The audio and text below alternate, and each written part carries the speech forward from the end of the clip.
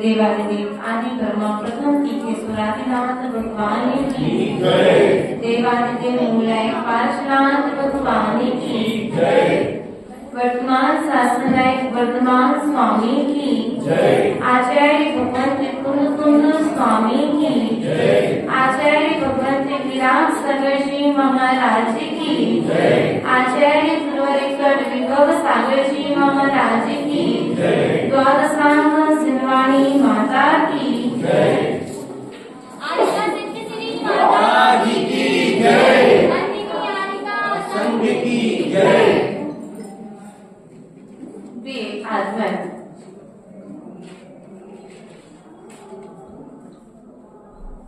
एक स्वप्न देखा और स्वप्न के अंतर्गत चक्रवर्ती देख रहा है कि तरुण दो बैल रथ को खींच करके आगे ले जा रहे हैं।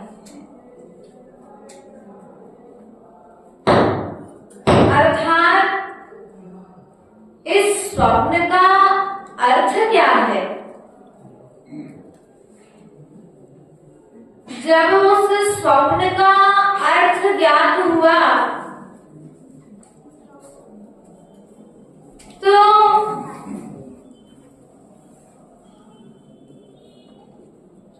पंचम काल में इस धर्म रूपी रथ को यदि कोई आगे बढ़ाएगा तो ये छोटे छोटे बच्चे इस धर्म रूपी रथ को आगे ले जाएंगे।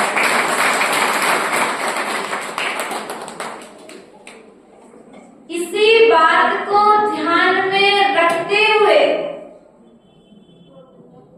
अब रथ को आगे बढ़ाएंगे, लेकिन रथ को आगे बढ़ाने के लिए रथ के पहिए भी तो मजबूत होना चाहिए। उन रथ के पहियों को तैयार किया गया सामान्य संस्थान में, और जब सामान्य संस्थान मुनि श्री सुधा सागर जी महाराज की प्रेरणा से खोला गया, उसमें छोटे छोटे बच्चे जो अपने घर परिवार को छोड़कर के इस धर्म की ध्वजा को पंचम काल में फहराते हुए आपके द्वारे पर आपको सम्यक ज्ञान प्रदान करने आए। धन्य है उन बच्चों का समर्पण जिन्होंने अपने माता पिता का प्रेम छोड़ करके जिनवाणी माता से प्रेम किया। धन्य है उनकी गुरु भक्ति, कि गुरु की एक आवाज पर उन्होंने सब कुछ छोड़ करके उस विद्यालय में रहना स्वीकार किया। प्रिय बंधुओं, हम माता पिता के सपनों को साकार करने का विचार करते हैं।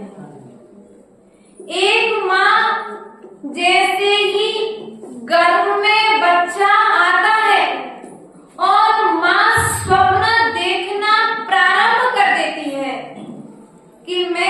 बच्चे को बड़े होकर के इंजीनियर बनाऊंगी।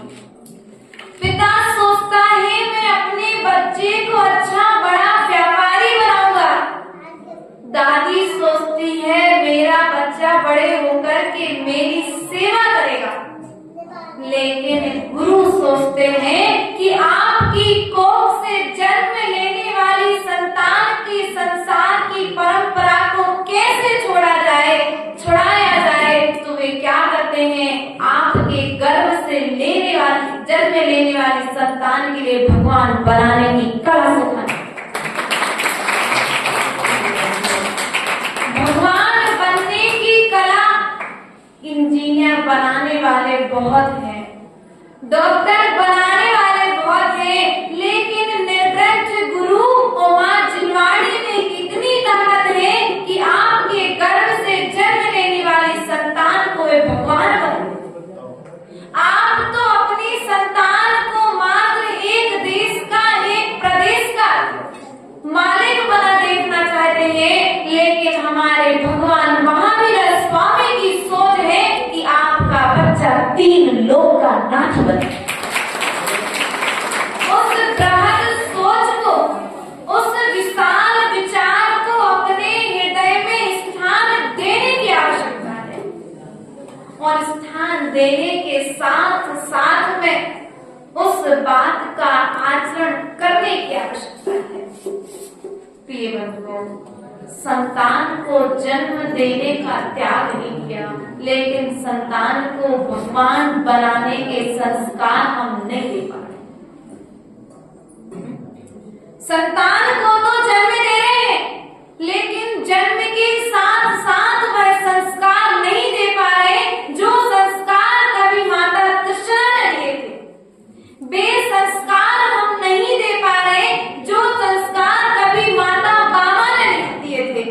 वे संस्कार हम आज नहीं दे पा रहे अपनी संतान को, जो संतान कभी विद्याधर की माता है, विद्याधर। प्रिय बंधुओं, हम संतान चाहते हैं कि संतान हो भगवान महावीर स्वामी के जैसी। क्या सोचती माताओं, हमारी कोख से भी एक ऐसी संतान का जन्म हो जो जैन धर्म को जयवंत करे। हम आपसे कहना चाहेंगे, इसमें संतान का दोष नहीं है, इसमें माता पिता का दोष है कि नहीं है। हम स्वयं कितने जिम्मेदार, इस ओर दृष्टि डालना बहुत जरूरी है। हम संतान को दोष दे रहे हैं। आप भगवान की माता कृष्णा के जैसे बन तो जाओ, भगवान महावीर स्वामी जैसी संतान तुम्हारे गर्भ से जन्म लेकर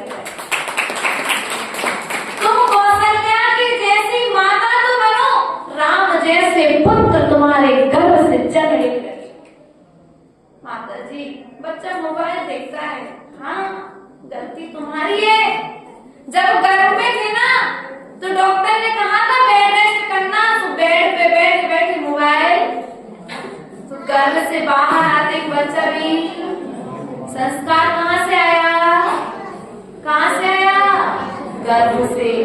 तुमने जो बोया है बीज वही फलीभूत हो रहा है।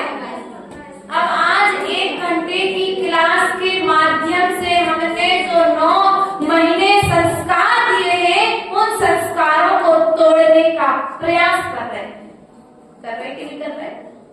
9 महीने माता कृष्णा ने स्वाध्याय किया है और आज की माताएं क्या करते हो, व्हाट्सएप, फेसबुक, इंस्टाग्राम और क्या क्या चलता बेटा।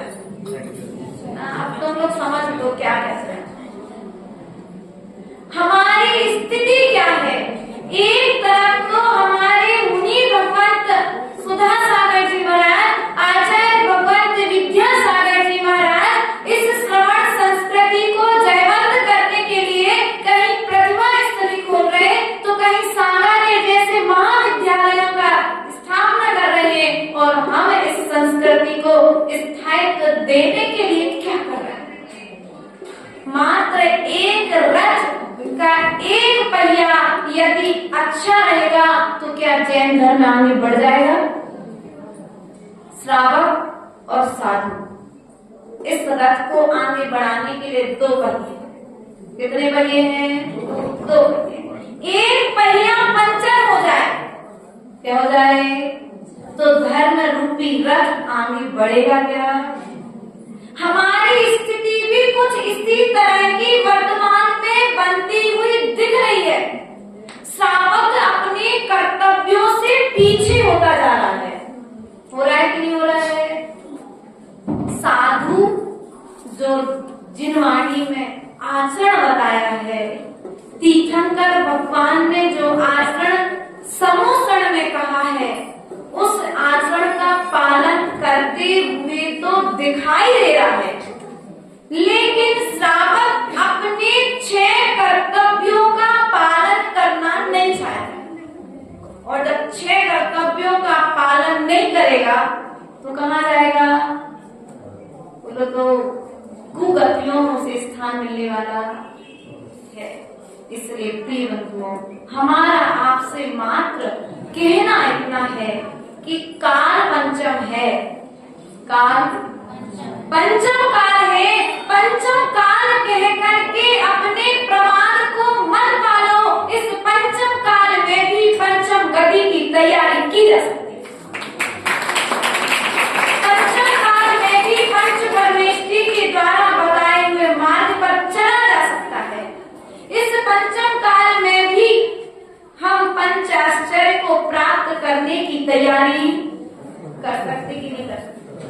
माता जी पंचम काल है, कह के ऐसे आते बेचारे जैसे पूरे दो संसार के आदमी पर भटक दी हूँ भगवान। काल पंचम है। पंचम काल में क्या साधुओं ने केश लॉन्च करना बंद कर दिया? बोलो तो। साधुओं ने पैदल चलना बंद कर दिया क्या? 2 टाइम भोजन चालू कर दिया क्या? नहीं किया ना। साधु तो अपनी वही चर्या पालन कर रहा है जो कभी भगवान महावीर स्वामी किया करते थे। लेकिन श्रावक रात में तो खाएंगे और आकर के कहेंगे महाराज अच्छी चर्या नहीं पाल रहे। क्या कहेंगे? हाँ, स्वयं तो रात में खा रहे, स्वयं तो रात में पानी पी रहे हैं और नाना तरह की क्या क्या उपक्रम करते हो तो आप जानो। लेकिन कहने का तात्पर्य है कि आपसे श्रेष्ठ आचरण का पालन करने वाले, निर्वृत्त मुद्रा को धारण करने वाले साधु यदि तुम्हारे नगर में आते हैं तो तुम्हारा कर्तव्य क्या बनता है, इस बात को ध्यान देने की आवश्यकता है। वरना पंचम काल में भी छठवें काल जैसा नजारा देख सकते हो। बस थोड़ा सा इंतजार। जो स्थिति आज है 300 घर की समाज में है ना, नहीं है? कितने घर की समाज है? गर्मी लग रही, साधु को गर्मी नहीं लगती और तो और कुछ श्रावक आ जाएंगे प्रमादी। माता जी इतनी गर्मी, आपको थोड़ी ना चला रहे पंखा, हम बैठे पंखे में। क्या कर रहे हैं हम? किसको पालन करा रहे? चर्या का पालन करा रहे कि हम प्रमाद में पाल रहे साधु को? बोलो। आज यदि साधु तुम्हारे लिए परिग्रह की ओर जाता हुआ दिख रहा है तो इसमें कहीं ना कहीं दोष श्रावकों का है। परिग्रह 24 भी त्याग करें मुनि, संग्रह करें, त्याग करें मुनिराज जी और संग्रह करें श्रावक जी। मुनिराज पूरे परिग्रहों का त्याग करें और जितने परिग्रह मुनिराज ने त्याग किए वे सब श्रावक जी नहीं। अल्पा रंग रंग परिग्रह मानसस्य सा, अर्थात जो अल्प आरंभी और अल्प परिग्रही होता है वह मनुष्य होता है, तो मनुष्य गति को प्राप्त करता है। हमारी स्थिति क्या है वर्तमान में?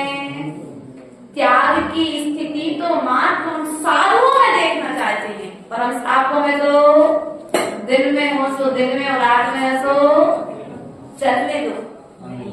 ऐसा नहीं करना है। हमें श्रेष्ठ श्रावक बनना है। क्या बनना है? हमें श्रेष्ठ श्रावक बनना है। चंद्रगुप्त जैसे भक्त बन करके देखो। क्या? चंद्रगुप्त मौर्य पढ़ा ना आप लोगों ने समाधि भक्ति में? भद्रबाहु सम गुरु हमारे हमें भक्ति का दो, रत्नात्रय संयम की सुचिता हृदय सरलता दो, चंद्रगुप्त श्री गुरु सेवा का पाठ हृदय भर दो, मेरा अंतिम मरण समाधि तेरे दर पर हो। चंद्रगुप्त मौर्य जो आज भी सेवा के क्षेत्र में जाने जाते हैं, जिन्होंने अपने गुरु की स्वयं समाधि कराई है, दीक्षा के बाद गुरु को छोड़ा नहीं। छोड़ा क्या?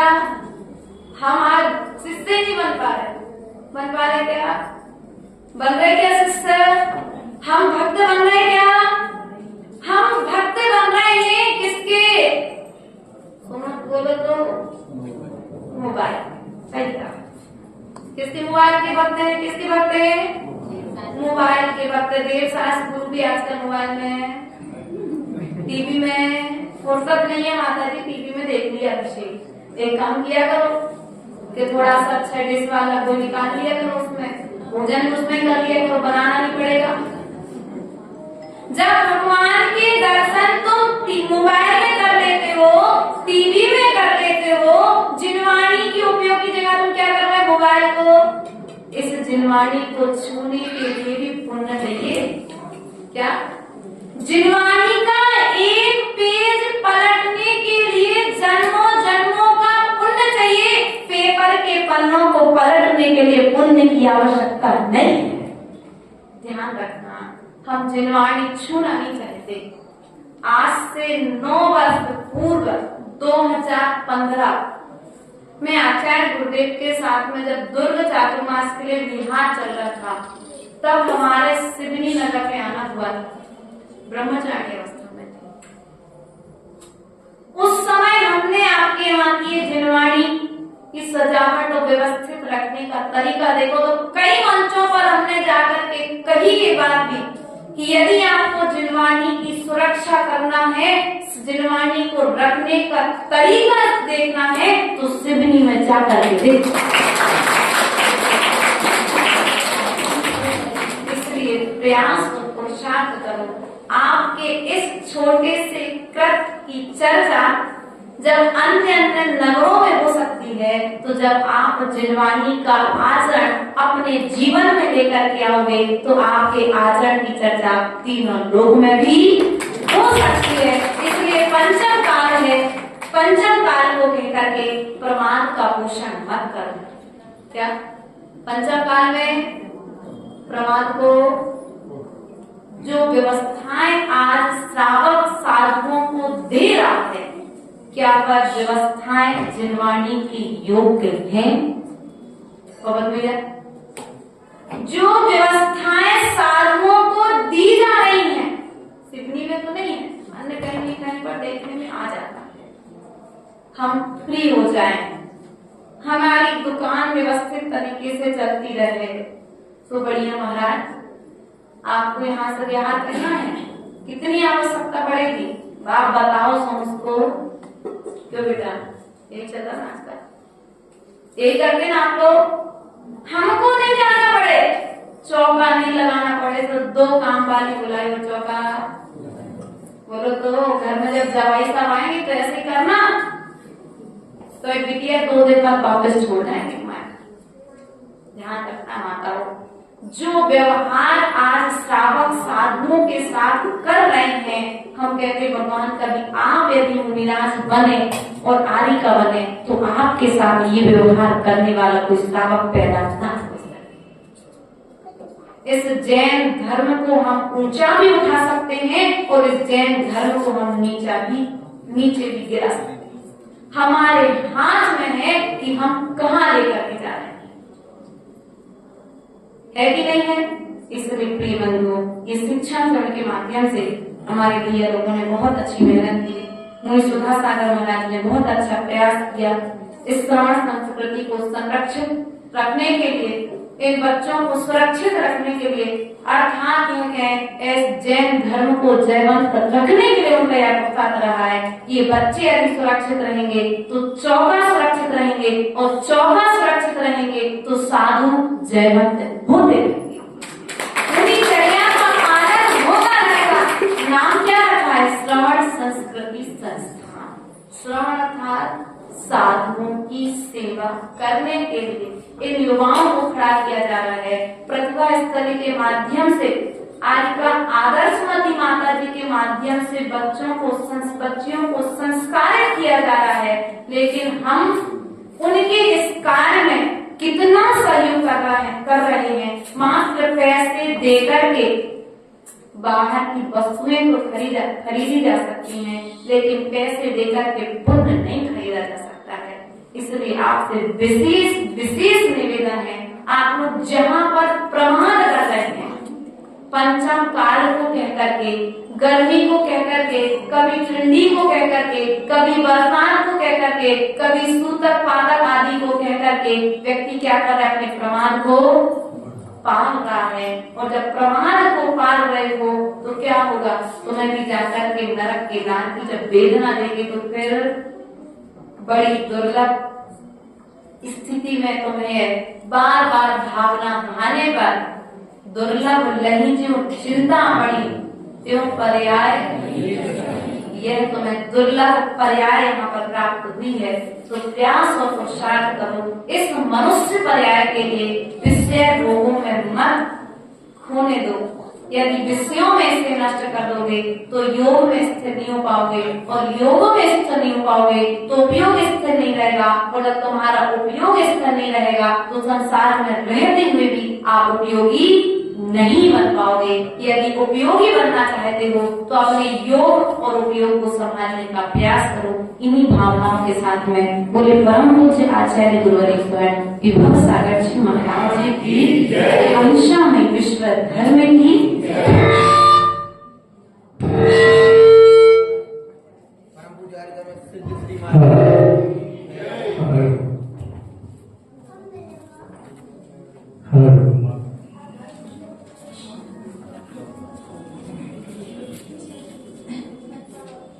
माता जी ने